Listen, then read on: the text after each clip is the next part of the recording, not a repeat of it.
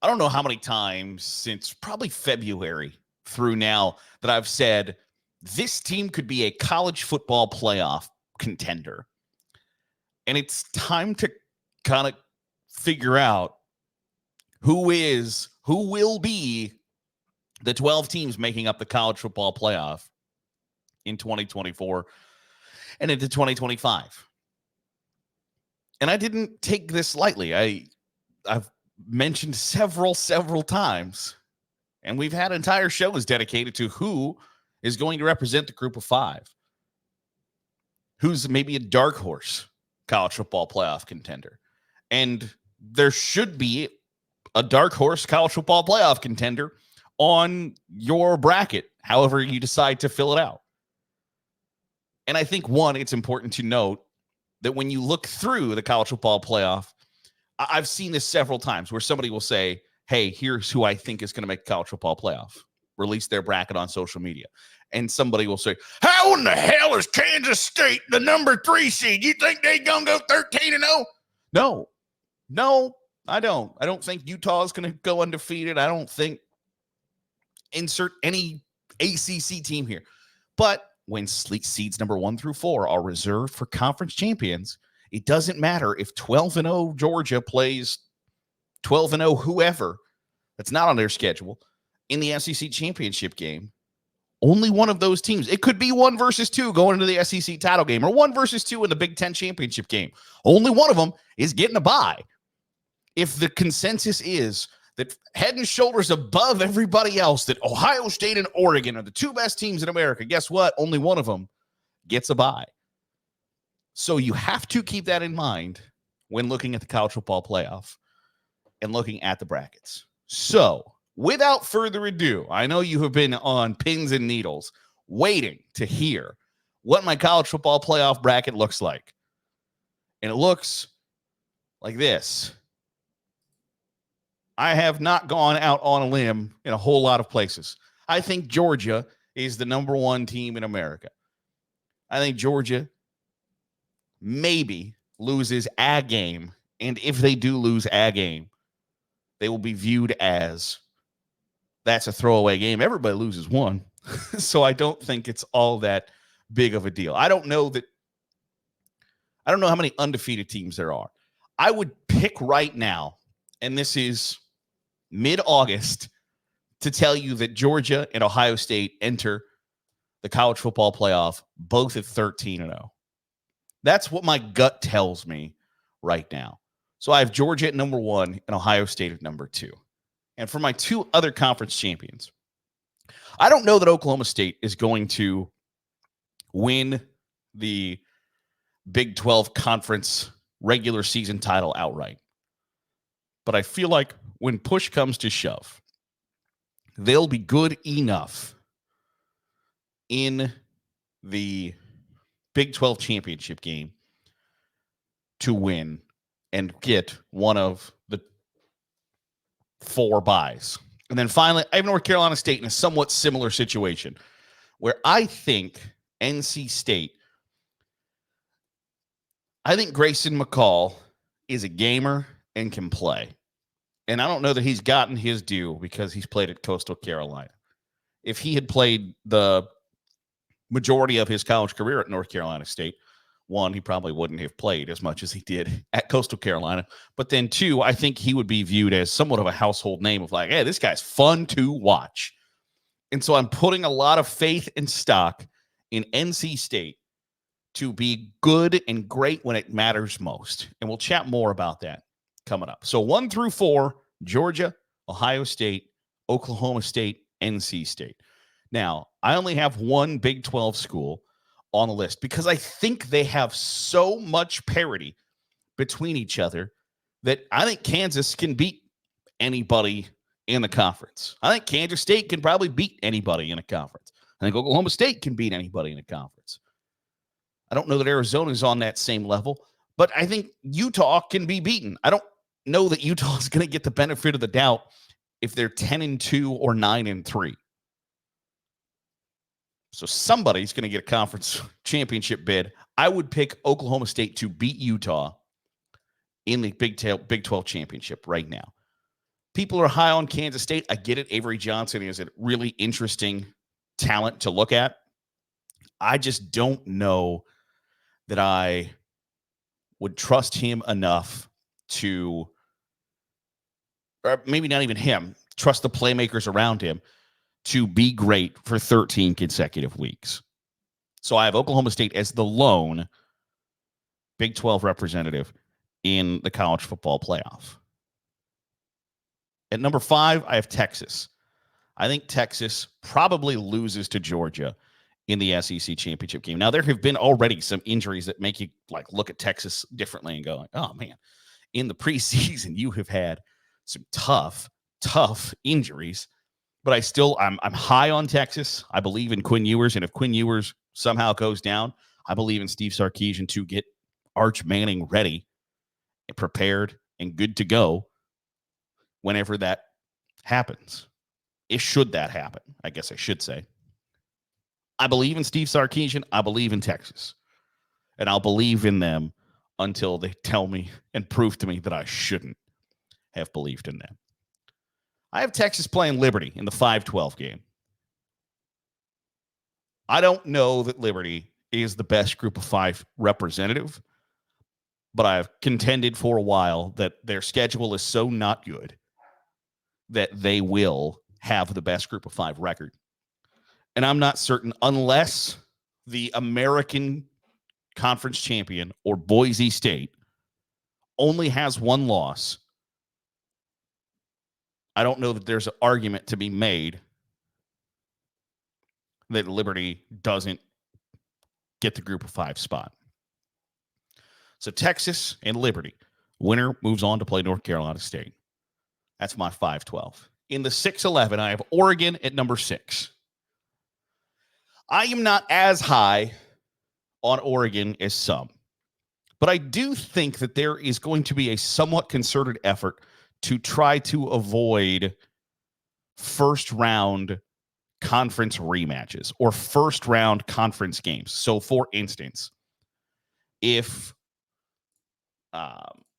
in this scenario where you have Oregon at 6, Oregon doesn't play Penn State, I think that the College Football Playoff Committee will try to avoid an all Big Ten matchup in the first round or an all SEC matchup in the first round. They don't want to, because they don't want to hear from the commissioners of those conferences saying hey, you are inherently making sure that we don't get a team to the second round or to the semifinals. You are making certain that this is going to happen, that you're limiting our chances to advance by putting 2 schools from one conference together.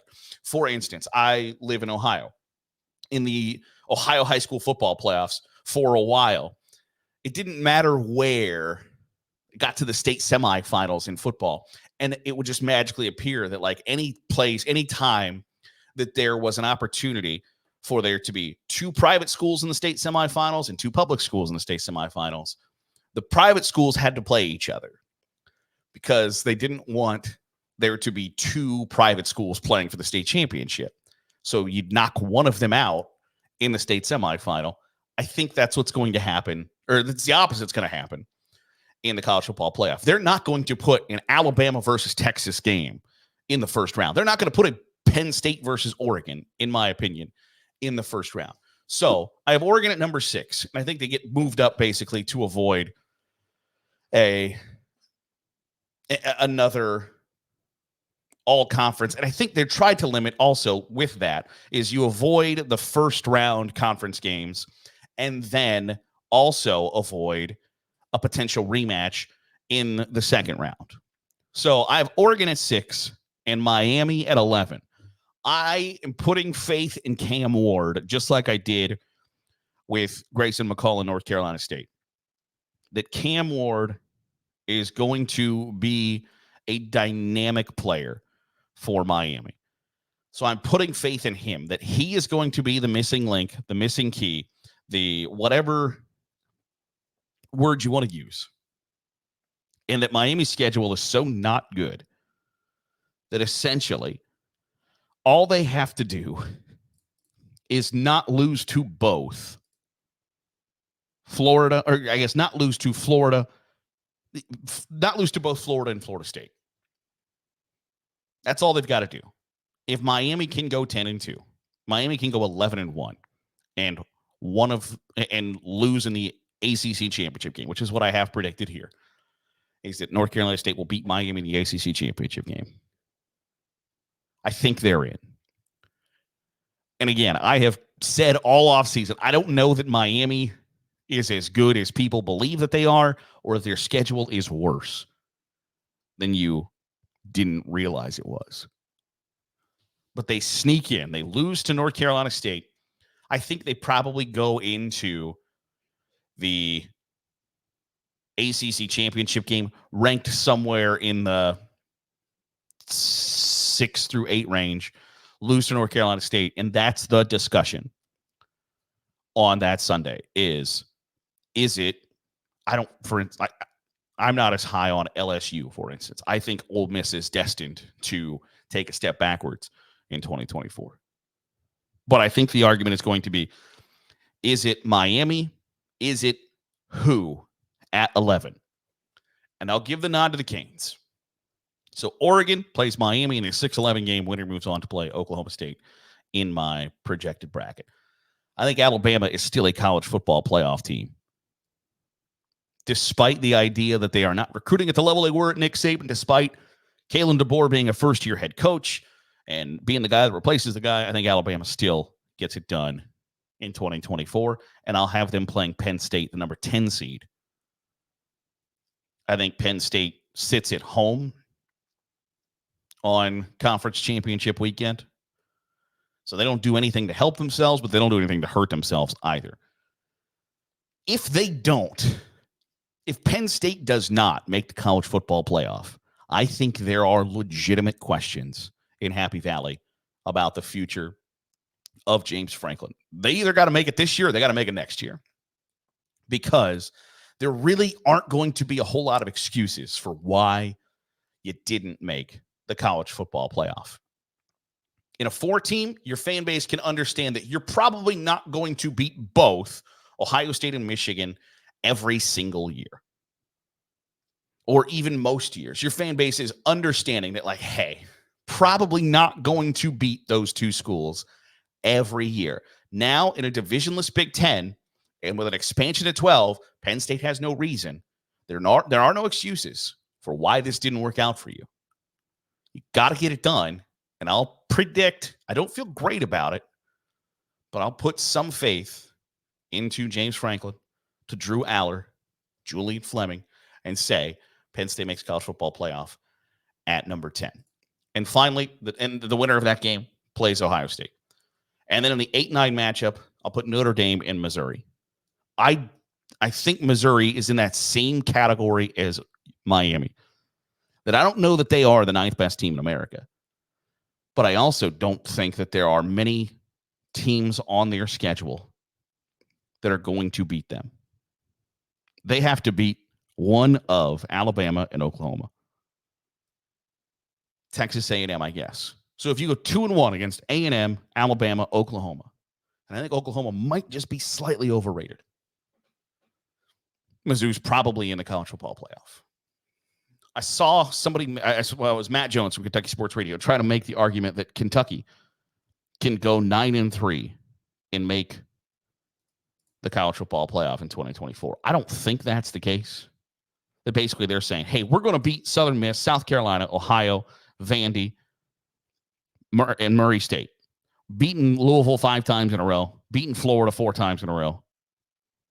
You need to beat one of Ole Miss on the road, Tennessee on the road, Texas on the road, and you lose to Georgia. Basically, if we lose to Georgia and Texas, we have to beat either Ole Miss or Tennessee, and we're in the college football playoff. I don't think that highly of Kentucky. I don't think it's that likely. But I think Missouri, absolutely unequivocally, can go 2-1 against Texas A&M, Alabama, and Oklahoma. So give me the Tigers in the college football playoff, and they'll play Notre Dame, who similarly I think Riley Leonard is going to do good things for Notre Dame. They beat Texas A&M to start the season. It's kind of a long stretch before they're really tested again to essentially Florida State in November at home. I think Notre Dame probably finishes 11-1. But the highest they can be is number 5. I think Texas probably is viewed as a better team at 10-2 or 11-1 or 11-2 if they lose the SEC championship game, which I would have them here in this scenario.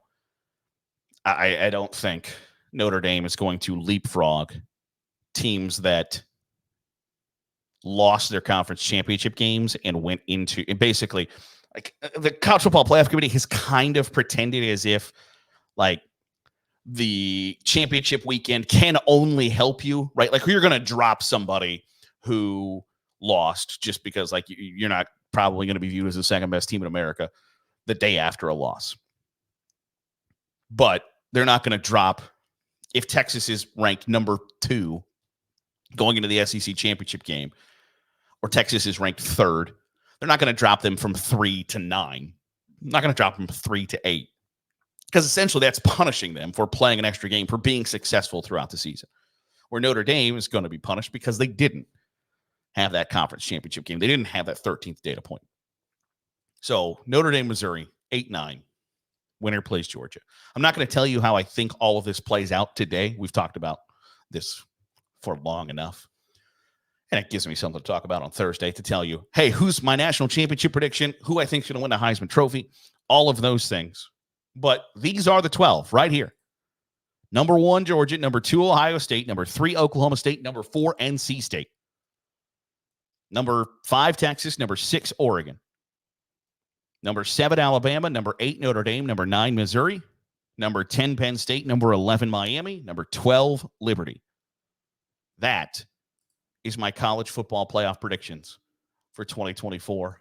On Thursday, I'll tell you who I think wins the national championship and who wins the Heisman Trophy, because we are on the cusp of the 2024 college football season kicking off, and I can't wait. I know you can't either. Let me know in the comments down below what you think of my college football playoff predictions. Love to have that conversation with you. Am I way off base?